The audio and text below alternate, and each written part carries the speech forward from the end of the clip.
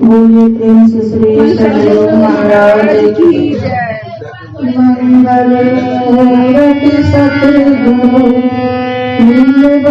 सर्वाधा मंगल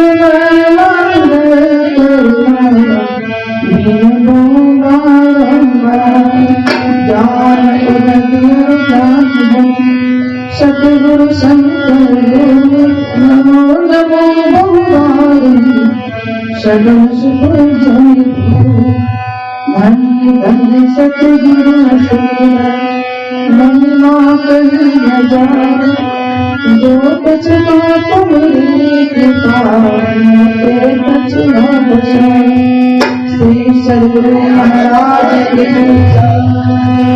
सृष्टि के कण में विराजमान प्रातः स्मरणीय अनंत भूषित पूज्यपाद सत सद्गुरु महर्षि मेरी ब्रह्मश्री महाराज के चरण में कोटि कोटि नमन।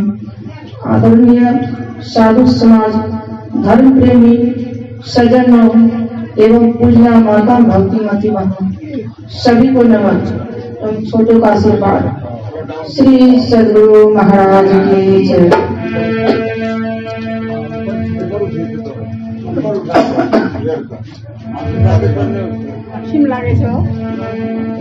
अभी रामचरितमानस सार सहित पाठक सभान बालकांड में सुन रहे थे शिव जी और पार्वती जी का संवाद।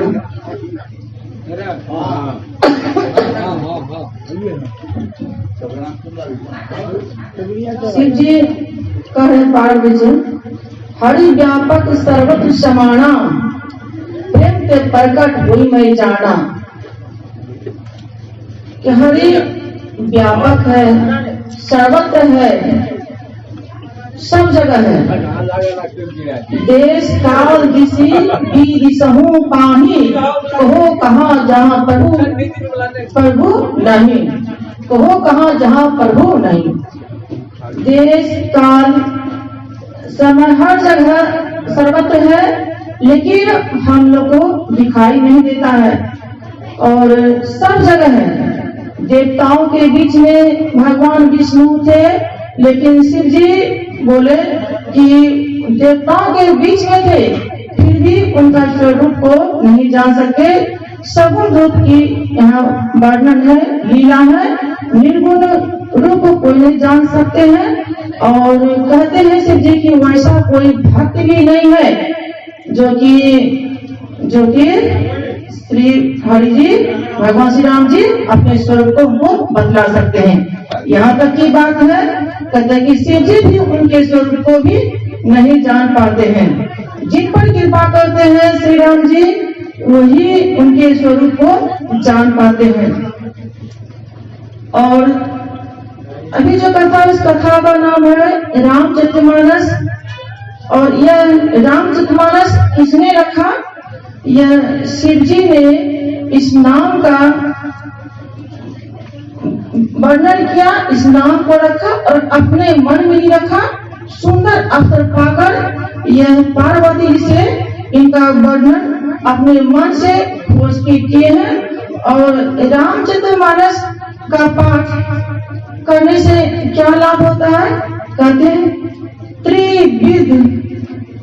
त्रिविध दोष गुण दुख दारिद दावन कलि कुचाली कलि कलुष निशावन।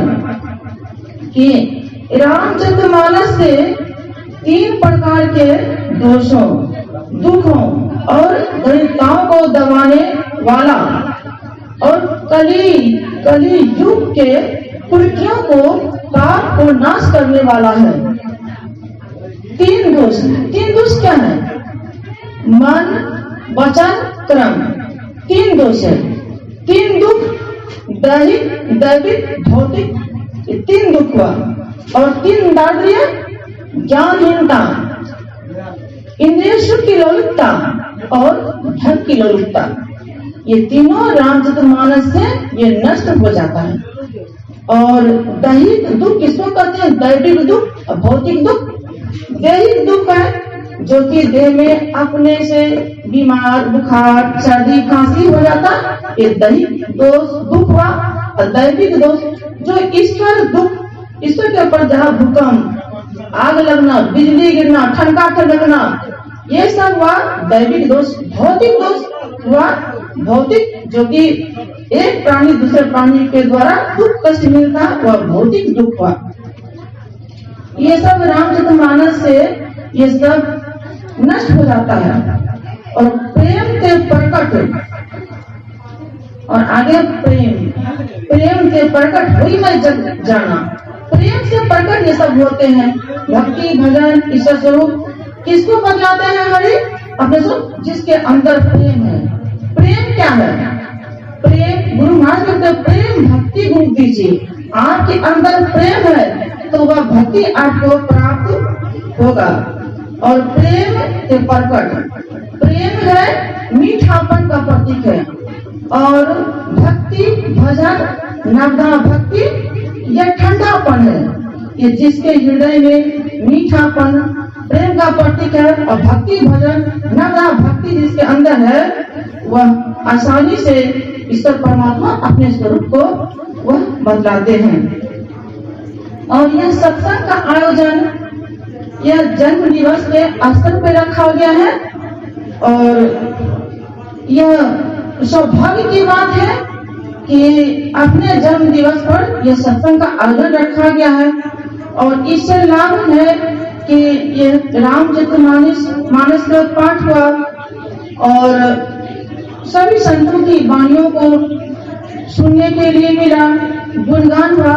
रामचरितमानस का अर्थ क्या हुआ? रामचरितमानस कहते हैं किसको? रामचरितमानस श्री राम जी की चरित्रों की कथा का वर्णन। मानस मतलब सरोवर, रामचरित कथाओं का चरित्र का वर्णन, उनका सरोवर, ये इनका है। और यह जन्म दिवस पर यह जो सत्संग का आयोजन रखा गया, इसका सत्संग का महिमा क्या है? एक बार गोस्वामी तुलसीदास जी को भगवान श्री राम जी दर्शन दिए, बोले मांगो तुम क्या मांगते हो? तो गोस्वामी तुलसीदास जी कहते हैं मैं जो मांगूंगा वह दोगे? बोले हाँ जरूर मिलेगा, मांगो। तो कहते हैं कि तेहि सत्संग निज अंग श्री रंग भव भंग कारण सरल सुखहारी। प्रभु हमको अगर देना ही है तो सत्संग दीजिए। सत्संग क्या है? भगवान का अंग है, भगवान का अंग है सत्संग, इसलिए वो कुछ नहीं मांगे तो सत्संग ही मांगे। कहते हैं सुख तारा और लक्ष्मी पापी के भी होए, लेकिन संत समागम हरि कथा तुलसी दुर्लभ। अपार धन, ऊंचा पद, सुंदर बेटा, सुंदर पत्नी, यह पापी को भी हो सकता है, उसको भी होता ही है। लेकिन संत समागम हरि कथा तुलसी दुर्लभ। तो यह दुर्लभ है, ये सबको नहीं मिलता। सत्संग की इतनी कथा, इतनी महिमा है कि वह पुण्य पुंज बिनु मिलहि न संता, सत्संगति संस्कृति का अंता। जो पूर्व जन्म की कमाई है, पूर्व जन्म में अगर धर्म का कार्य किया है, उन्हीं को इस जन्म में भी सत्संग मिलता है, ऐसे नहीं मिलता है। इसलिए सत्संग की महिमा यह है। और यह जो जन्म दिवस पर जो कराया जा रहा है, इनका संस्कार उन बच्चे पर पड़ता है, सब संतों का आशीर्वाद उनको मिलता है। इसलिए संतों ने कहा बुलंद रहे सदा आपकी सितारे, टलती रहे आपकी सारी बलाएं, दुआ सब संतों की हो यह जन्म दिवस की हार्दिक शुभकामनाएं। इसलिए सत्संग करना चाहिए। हमको तो लगता है इसमें कोई सत्संग की दीक्षित नहीं होगा, लेकिन सत्संग के प्रति उनका श्रद्धा था, भाव का, प्रेम था, उन्होंने सत्संग का आयोजन रखा।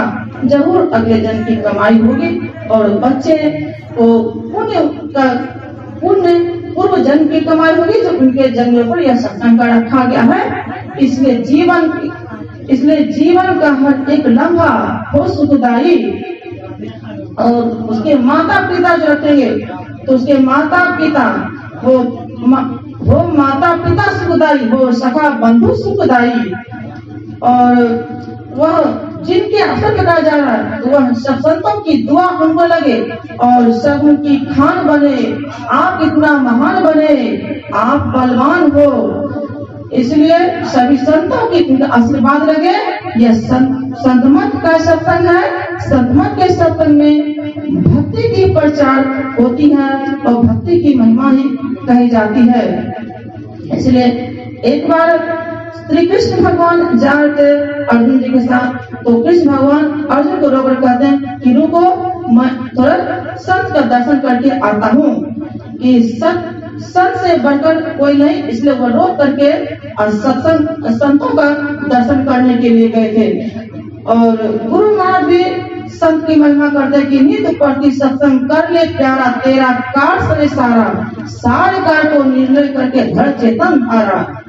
कि नित्य प्रति सत्संग अगर आप करेंगे तो जैसे तुलसी गाछ आंगन में लगाते हैं, तुलसी पौधा जिस आंगन में रहता है वहाँ वज्रपात नहीं गिरता है, उसी प्रकार जिस घर में परिवार बाल बच्चे समेत सत्संग करते हैं तो उस घर में कहीं वज्रपात का कुछ बाहर नहीं टूटता है, कैसे काम निकल जाता है पता भी नहीं चलता है। इसीलिए परिवार समेत सत्संग भजन करना चाहिए नित्य प्रतिदिन। कबीर साहब भी कहते हैं सत्संग लागे होए भाई, तेरी बिगड़ी काम बनी जाए। इसलिए ये भी कहते हैं और सत्संग की महिमा है। और एक बार याद बलक जी महाराज गए, नारायण जी के पास गए, बोले प्रभु यह संसार रूपी समुद्र को कैसे तारा जाए, इसका उपाय बताइए। क्योंकि संसार के बाद यह दुखाल है, दुख से ही भरा हुआ है, तो कैसे वैसे बचा जाए। तो नारायण जी कहते हैं कि निद्रा भय शरीर शिपम हिंसादितरं दृष्टिना वर्तं गाढ़पंकं संसारवाधी तर्कुं सूक्ष्मार्मलभ्य सत्कादिगुणानतिक्रम्य तारकमलोक्यत भूमध्ये सच्चिदानंदे। जहाँ कहते हैं निद्रा भय आदि जहाँ जीव जंतु है, हिंसा आदि तरंग वाले, तृष्णा रूपी भ्रमर वाले, स्त्री रूपी पंख वाले, संसार के समुद्र को तरने के लिए सूक्ष्म मार्ग को अवलंबन करके सत्तादि गुणों को पार करके भूमध्य दोनों भूमों के बीच में सच्चित आनंद तेज पुंज तेज घट का अवलोकन करें। और इस तरह के तन मध्य जगलीनम तन्नाद बिंदु कलातीत खंड मंडलम तत्सगुण निर्गुण स्वरूपम। तो ये तन मध्य शरीर के जो मध्य भाग है, ये कहते हैं कबीर साहब कि गगन की ओट निशाना है, दाहिने सूर्य चंद्रमा बाएं तिनके बीच छिपाना है, और तन की कमान सूरत की रौदा शब्द बांध ले जाना है। कहते यह तन मध्य शरीर के जो मध्य है, तन मध्य एक सूर्य चंद्रमा, उसके बीच गगन को छिपाना और करना। और तन नादि कहते तन शरीर की कमान सूरत की बातें शब्द बांध ले जाना है। मारत बाण तन नहीं घाव में, तन नहीं तो मारियो बाण घाव में तन में, और जिन लगा तिन जाना है। तो जिनको यह लगा निशाना लगता है, वो तीर का निशान लगता है लेकिन घाव नहीं होता, जिनको लगता है वही जानता है। इसीलिए कहते हैं कि गुरु महाराज भी कहते हैं कि खोज करो अंतर बुझियारी, दृष्टिबान कोई देखा है। गुरु भेदी का चरण सेव कर भेद भक्त पा लेता है, निज दिन स्रोत आधार पर कर अंधकार फट जाता है। खोज करिए, इस शरीर में ही खोज कीजिए, बाहर नहीं है। कबीर साहब भी कहते हैं घर में जोग भोग घर ही में, घर तजी बन नहीं जावे। इसलिए वह युक्ति मिलेगा कहाँ, सदगुरु के चरण में जाइए और वह युक्ति जाने, उस युक्ति के अनुसार भक्ति करें, आपका जीवन सफल हो जाएगा, बेड़ा पार हो जाएगा। इसलिए इसलिए हम लोगों का पूर्ण कमाई है। ऐसे संत सदगुरु के शरण में आए हैं और युक्ति जा रही है और भजन भक्ति करते हुए समय को बिताना है। अपने कर्म से वंचित नहीं रहना है। भजन भक्ति करते हुए हर कार्य को